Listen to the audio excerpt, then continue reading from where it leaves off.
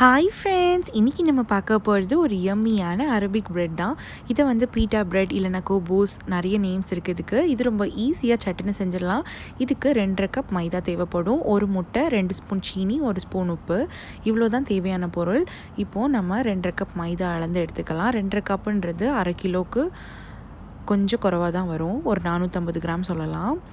இப்போது எடுத்து வச்சுருந்த உப்பு, சீனி எல்லாத்தையுமே இதில் சேர்த்துக்கோங்க. இது கூடவே எடுத்து வச்சுருந்தா அந்த முட்டையும் உடச்சி ஊற்றிக்கோங்க. இது வந்து கல்ஃப் கண்ட்ரீஸில் ரொம்பவே ஃபேமஸ். இப்போது தேவையான அளவு தண்ணி சேர்த்து இதை நல்லா பசிஞ்சு எடுத்துக்கலாம்.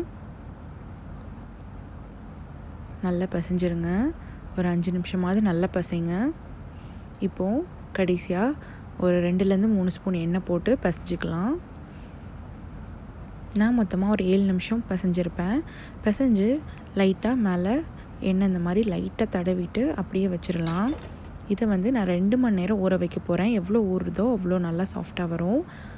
இப்போ நல்லா ஊறி சூப்பராக ரெடியாக இருக்குது. பார்த்தீங்களா எவ்வளோ சாஃப்டாக இருக்குதுன்னு. இப்போ இதில் நம்ம ஒரு பால் சைஸ்க்கு எடுத்துகிட்டு இதில் வந்து கிராக்கே இல்லாமல் இருக்கிறதுக்கு உள்ளே இந்த மாதிரி டக்கின் பண்ணுற மாதிரி உள்ளே நம்ம 2 கையும் வச்சு எடுத்து அடியில் வந்து இந்த மாதிரி சுருட்டி விட்டு நல்லா கிராக்கே இல்லாமல் ஒரு பாலாக உருட்டி எடுத்துருங்க. இப்போ இதை நம்ம விரிச்சிடலாம். இதை வந்து ரொம்ப ஒல்லியாக விரிக்கக்கூடாது, ஒரு மீடியம் சைஸ்க்கு விரிக்கணும். அதுக்கு லைட்டாக மாவு போட்டுக்கோங்க.